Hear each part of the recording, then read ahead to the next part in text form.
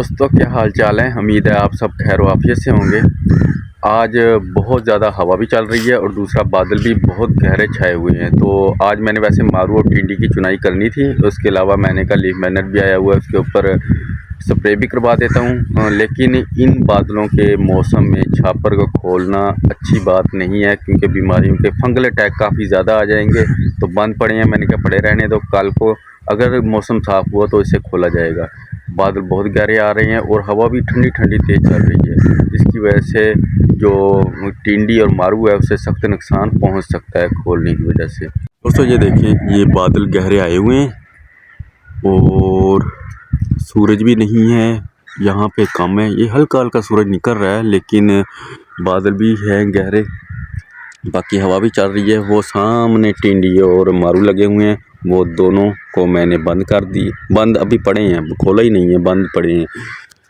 तो मैंने कहा फिर कल देखेंगे, आज छुट्टी लगाते हैं। आज ना टिंडी की चुनाई, ना मारू की चुनाई, ना ही कोई स्प्रे। हालांकि लीफ मैनर का अच्छा खासा अटैक हुआ है, तो मैंने वैसे स्प्रे लग जाना बेहतर थी, लेकिन मौसम की वजह से आज मैं नहीं खोल रहा। तो कल को होगी चुनाई और कल को ही होगी इंशाल्लाह स्प्रे, अगर तो मौसम साफ़ हुआ तो। और दूसरा, मैंने पनीरी कल ओपन की थी, ओपन करने के बाद पानी भी लगाया था और स्प्रे भी लगाई थी इसके ऊपर। तो आज ये बिल्कुल बंद पड़ी है, इसे भी नहीं खोलना, क्योंकि एक दो दिन अगर बंद पड़ी रहे तो सही रहती है, 2-3 दिन बाद बंदा खोल दे। लेकिन ये एक हफ़्ता है, एक हफ़्ते बाद इंशाल्लाह फिर इसे मुकम्मल तौर पर ओपन कर दिया जाएगा। 10 फरवरी से पनीरी को, मिर्चों की पनीरी को शिफ्ट करने का टाइम आ जाएगा, वो आइडियल टाइम होगा। 10 फरवरी से इंशाल्लाह इसे ओपन भी कर देंगे, 2-3 दिन पहले ही ओपन कर दूंगा ताकि माहौल में एडजस्ट हो सके। और फिर उसके बाद 10 तारीख या 11 फरवरी को इंशाल्लाह अगले खेत के अंदर शिफ्ट करना शुरू कर दूंगा। ये आइडियल टाइम होता है। इन दिनों में अगर पनीरी शिफ्ट हो जाए और बढ़ोतरी पकड़ जाए तो स्ट्रक्चर भी सही बनाती है, फल भी सही लेती है और क़ुव्वत मुदाफ़त भी ज़्यादा रहती है। जिस तरह लेट करते जाएंगे फी एकड़ पैदावार भी कम होती है और दूसरा बीमारियों का अटैक भी ज़्यादा होता है उसके ऊपर, क्योंकि थ्रिप्स का मौसम करीब आ जाता है। मार्च के अंदर तो शदीद अटैक होते हैं थ्रिप्स के, तब तक स्ट्रक्चर बना हुआ हो तो पौधा क़ुव्वत मुदाफ़त रख लेता है अपने अंदर। ये मेरा है जी देसी प्याज। यहाँ पे थोड़ा सा फंगल अटैक ज़्यादा होते हैं, क्योंकि देसी प्याज है ना, इसके अंदर क़ुव्वत मुदाफ़त नहीं होती। तो माशाल्लाह ये खड़ा भी काफ़ी अच्छा है, ये देखें ये ग्रो किया हुआ है। ये है जी देसी प्याज, माशाल्लाह इसकी ग्रोथ भी अच्छी है। बाकी मैं स्प्रे इस पे भी वही कर रहा हूँ जो कि हाइब्रिड के ऊपर कर रहा हूँ। 2 स्प्रे इसके ऊपर लगी हैं, 2 स्प्रे ही मेरी हाइब्रिड प्याज के ऊपर लगी हैं। माशाल्लाह ग्रोथ में अच्छा खड़ा है। 1 महीना हो गया इसे हमने पानी नहीं लगाया, गोडी शोडी करके हल लगा के ऊपर नीचे हमने रख रखा है। अब ये बिल्कुल खुश्क वत्तर हालत में पड़ा है। अब जैसे ही पानी लगाएंगे, खाद भी लगाएंगे, इंशाल्लाह बढ़ोतरी ज़्यादा हो जाएगी और बल्ब भी बनाना शुरू कर देगा ये। दोस्तों अब फंगल अटैक आएंगे, क्योंकि टेम्परेचर ज़्यादा से ज़्यादा ऊपर जाएगा, क्योंकि सर्दी का मौसम तकरीबन ख़त्म हो रहा है और जैसे ही मतलब थोड़ा सा मौसम सेट हुआ तो टेम्परेचर ऊपर जाने के चांसेस हैं। तो इन दिनों में जो बीमारियां आएंगी, काला तेला शदीद अटैक करेगा बेल वाली सब्जियों पे ख़ास तौर पे, मिर्च पे ख़ास तौर पे। और दूसरा फंगल अटैक काफ़ी ज़्यादा आएंगे, डाउनी का अटैक होगा, गेता जलसा हो, पछेता जलसा हो, इस तरह की बीमारियां आएंगी और हो सकता है कि पाउडरी भी आ जाए। तो ये प्याज की बीमारियां हैं, तो इनके लिए हमें फंजीसाइड स्प्रे लाजमी करनी पड़ेंगी। 10 से 12 दिन का वक्फा दे के फंगल अटैक ना हो, इसलिए फंजीसाइड स्प्रे करते रहेंगे ताकि इसके अंदर ज़्यादा से ज़्यादा क़ुव्वत मुदाफ़त आ जाए।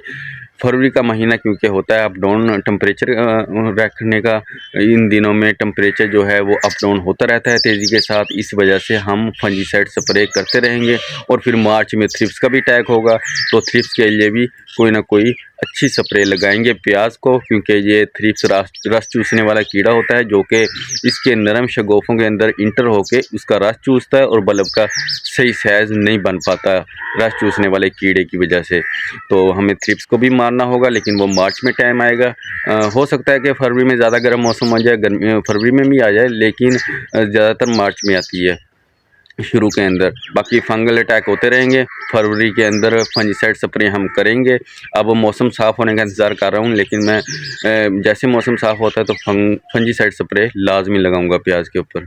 आ गया हूँ मारू के अंदर, यहाँ पे है मारू लगा हुआ। मैं वैसे कोशिश करता हूँ कि थोड़ा सा छापर खोल के देखूँ कि क्या कंडीशन चल रही है और आपको भी दिखाता हूँ। यहाँ से मिट्टी हटाते हैं, और खोल के देखते हैं क्या है भाई अंदर क्या हो रहा है। मैंने तो खोल के भी नहीं देखा जब का छापा लगाया है, तो आज खोल के लाजमी देखना चाहिए, कहीं ज़्यादा ही काम ख़राब ना हुआ पड़ा हो।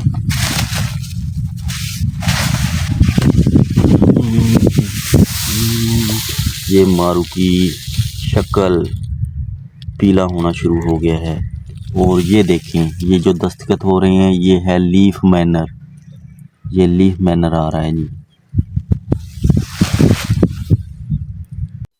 दोस्तों कल मैं वीडियो बना रहा था, लेकिन कल थोड़ी देर बाद बारिश होना शुरू हो गई, तो मतलब सारा दिन बारिश चलती रही, फिर वीडियो बनाने का मौका नहीं मिल रहा। उसी वीडियो को आज से ही मतलब अब से शुरू कर रहा हूँ, कंटिन्यू कर रहा हूँ। तो अब माशाल्लाह मौसम बहुत ही ज़्यादा साफ़ हो चुका है, बहुत ज़बरदस्त साफ़ हो चुका है, धूप निकली खड़ी है और बादल वगैरह ख़त्म हो चुके हैं। सुबह टाइम तो बहुत ज़्यादा बादल आए थे, लेकिन अब बादल अल्हम्दुलिल्लाह ख़त्म हो चुके हैं। बाकी जो बारिश हुई है उसका हमें बहुत ज़्यादा बेनिफिट हुआ है, ख़ास तौर पर हमारी सब्ज़ियों को माशाल्लाह बहुत अच्छी हो गई हैं, पहले से ज़्यादा अच्छी हो गई हैं। ये बारिश एक खाद की तरह लगी है, खाद की तरह, मतलब एक कुदरती खाद लग गई है हमारी फसल को। अल्हम्दुलिल्लाह बहुत अच्छे हमारे प्याज की शक्ल भी हो गई है। और दूसरे नंबर पे टिंडी और मारू मैंने कल चिनाई करवाने थे, सोच रहा था, लेकिन आज भी नहीं करवा सका क्योंकि सुबह टाइम काफ़ी ज़्यादा गहरे बादल थे। तो मैंने लेबर को कह दिया कि कल चिनाई करेंगे। अब कल चिनाई करेंगे, लेकिन थोड़ा सा वहाँ पे परेशानी वाली बात है, वो ये है कि वहाँ पे लीफ मैनर आया हुआ है काफ़ी ज़्यादा, क्योंकि कल मैंने आपको दिखाया था, मतलब इसी वीडियो के अंदर जो कल मैंने वीडियो बनाई थी वो मैंने आपको दिखाया था कि लीफ मैनर आया पड़ा है। तो लीफ मैनर का इस तरह बढ़ना हमारे लिए ख़तरनाक साबित हो सकता है, क्योंकि वो पूरी फसल को ख़त्म कर सकता है। तो उसके लिए स्प्रे ज़रूरी है, लेकिन उसे कल ओपन किया जाएगा और कल ही इंशाल्लाह स्प्रे करेंगे, कल ही चिनाई करेंगे। तो अब मैं खड़ा हूँ प्याज के खेत के अंदर, आपको प्याज के फसल का विज़िट करवाता हूँ। एक प्याज का जो कि मेरी खड़ी है माशाल्लाह बहुत ही अच्छी खड़ी है। इस फसल को जिसके अंदर मैं खड़ा हूँ इसके 1 महीने से ज़्यादा हो गया, यहाँ पे पानी नहीं लगा। तो आप फसल के रंग रूप देखिएगा। दोस्तों ये देखें, ये माशाल्लाह पौधा है प्याज का, ये बहुत ही ज़बरदस्त खड़ा है और बढ़ोतरी ज़बरदस्त चल रही है। इसे 1 महीने से ज़्यादा हो गया है, पानी वगैरह नहीं लगा। हमने ऊपर भी अच्छी तरह से हल चला के इसे नरम कर दिया था और नीचे भी अच्छी तरह हल चला के नरम कर दिया था, भुरभुरा बना दिया था। तो भुरभुरा बना के हमने छोड़ दिया, पहले रंबे के साथ गोडी की, उसके बाद फिर हमने वो हल वगैरह लगाए जो हाथों से खींचने वाले होते हैं, हल लगा के फिर छोड़ दिया। अब देखें इसका, अभी इस पे कोई बीमारी का अटैक नहीं है, लेकिन एहतियातन मैं फंजीसाइड स्प्रे लाजमी करूँगा। माशाल्लाह बहुत ही अच्छा खड़ा है। अब हम तकरीबन 1 हफ़्ता पानी अभी और नहीं लगाएंगे, 1 हफ़्ते बाद पानी भी लगाएंगे और अच्छा खासा मसाला यानी कि केमिकल मतलब फर्टिलाइज़र हम देंगे। फर्टिलाइज़र जब देंगे इंशाल्लाह हमें बहुत ही अच्छा रिज़ल्ट मिलेगा। दोस्तों देखा मेरी प्याज की फसल माशाल्लाह बहुत ही अच्छी खड़ी है, बहुत ही ज़बरदस्त खड़ी है और इस पे अभी कोई बीमारी का अटैक नहीं है। वो इस वजह से कि हमने ज़मीन के अंदर से नमी जहाँ तक हो सकी ख़त्म करने की कोशिश की है। तो इसे अच्छी खासा खुश्का मिल चुका है और ज़मीन काफ़ी बदतर हालत में पड़ी है। 1 हफ़्ता अभी और पानी नहीं देंगे, जब पानी लगाएंगे फर्टिलाइज़र फ्लड करेंगे इंशाल्लाह इसकी ग्रोथ 2 से 3 गुना और बढ़ जाएगी और इसकी रंगत में भी बहुत ज़्यादा गहरा असर पड़ेगा इंशाल्लाह। दोस्तों आज मैंने सोचा कि फ़ारग दिन है, क्यों ना इन खेतों को मतलब जिसके अंदर मैं खड़ा हूँ, प्याज की फसल के अंदर खड़ा हूँ, तो इस खेत के अंदर हम जो जड़ी बूटियाँ छोटी मोटी उग रही हैं उसको निकाल दिया जाए। क्योंकि गोडी तो हुई पड़ी है, वत्तर भी लगी पड़ी है, लेकिन ये धांज वाली ज़मीन थी, नमी अपने अंदर फिर भी रख लेती है। तो जड़ी बूटियों के बीज जहाँ पड़े होते हैं वहाँ जर्मिनेट हो रही हैं। तो अब तो इसे निकालना, जड़ी बूटियों को निकालना आसान है, लेकिन 1 हफ़्ते 10 दिन बाद इसकी बढ़ोतरी ज़्यादा हो जाएगी, फिर यहाँ पे चलना और बैठ के गोडी करना बहुत मुश्किल हो जाएगा। इस वजह से हमने सोचा कि जो छोटी मोटी जड़ी बूटियाँ इन सबको निकाल दिया जाए ताकि खेत को जड़ी बूटियों से पाक कर दिया जाए और हमें इंशाल्लाह खाद के बेहतर नताइज हासिल हो सकें। इस वजह से आज जो बाथू है या और जड़ी बूटियाँ हैं उनको निकाल रहे हैं ताकि खेत को अच्छी तरह से साफ़ करके पौधे की सही तरह से खिदमत कर सकें।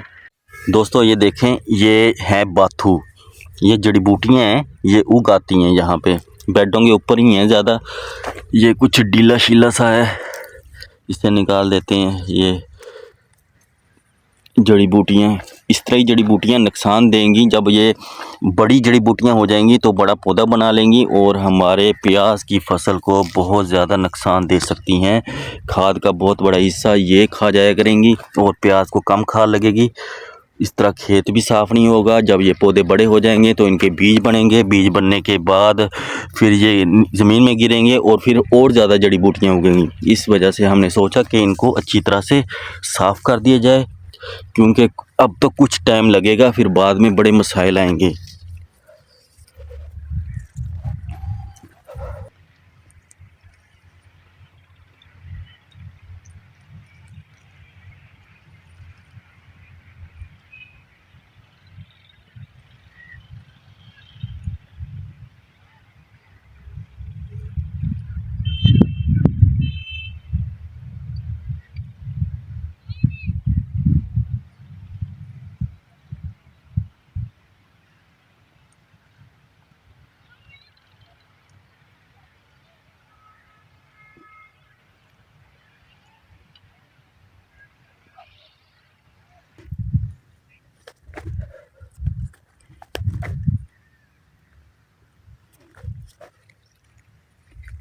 ये काम वैसे थोड़ा सा मुश्किल है, क्योंकि बंदे को झुकना पड़ता है, झुक के फिर बाद में जड़ी बूटियों को देखना पड़ता है। फिर नज़र आती हैं छोटी छोटी जड़ी बूटियाँ, निकालने में काफ़ी दिक्कत हो रही है और कमर में भी दर्द शुरू हो गया है। तो बहरहाल कोशिश करते हैं, निकालते हैं, क्योंकि ये जड़ी बूटियाँ नुकसानदेह साबित हो सकती हैं। अगर जड़ी बूटियाँ बड़ी हो गई तो खाद का काफ़ी सारा हिस्सा ज़ाया हो जाएगा, जो कि जड़ी बूटियों की नज़र हो जाएगा। लो जी दोस्तों, कुछ हद तक काम कंप्लीट हो चुका है। जड़ी बूटियाँ निकालना बहुत ही मुश्किल काम था। मैंने सोचा कि आसान काम होगा, लेकिन कमर को झुका के अच्छी तरह देखना पड़ता है। वैसे देखें तो नज़र नहीं आती जड़ी बूटियाँ, छोटी छोटी जड़ी बूटियाँ, थोड़ा सा झुक के देखना पड़ता है। इस वजह से कमर में काफ़ी ज़्यादा दर्द पड़ना शुरू हो गया। तो अभी तकरीबन आधा काम कंप्लीट हुआ है, आधा काम कल को कंप्लीट करेंगे। ये जड़ी बूटियाँ निकालना नहायत ही ज़रूरी था, क्योंकि इनके 2-3 नुकसानात हैं। एक तो जड़ी बूटियाँ बड़ी हो जाएंगी, इनके ऊपर सीड बनेगा, सीड और खेत के अंदर ज़्यादा फैलेगा, ज़्यादा जड़ी बूटियाँ बाद में उगेंगी। दूसरा नुकसान ये है कि जड़ी बूटियाँ प्याज को जो हम खुराक लगाएंगे उसका काफ़ी सारा हिस्सा खुद ले लेंगी। तीसरा नुकसान ये है कि बाद में जड़ी बूटियाँ बड़ी हो जाएंगी और जब बैठ के निकालेंगे तो काफ़ी ज़्यादा प्याज के पौधे भी डिस्टर्ब होंगे और जड़ी बूटियाँ भी सही तरह से नहीं निकल पाएंगी, क्योंकि जड़ी बूटियाँ बड़ी हो जाएंगी। इस वजह से हमने सोचा कि एक हफ़्ता भी पानी नहीं लगाना, तो तब तक ये जड़ी बूटियाँ आसानी से तसल्ली के साथ निकाल लेते हैं। दोस्तों, उम्मीद करता हूँ आपको ये वीडियो अच्छी लगी होगी। अगर आपको ये वीडियो अच्छी लगी है तो इसको ज़्यादा से ज़्यादा लाइक कीजिए, ज़्यादा से ज़्यादा शेयर कीजिए। अगर आपने इस तरह की मज़ीद वीडियोस देखने हैं तो इस चैनल को लाजमी सब्सक्राइब कर लीजिए। इसके साथ ही अपने होस्ट, अपने दोस्त मिन्हास को दीजिए इजाज़त। अपना बहुत सारा ख्याल रखिएगा, मुझे अपनी दुआ में याद रखिएगा। मिलते हैं अगली वीडियो में, तब तक के लिए अल्लाह हाफिज़।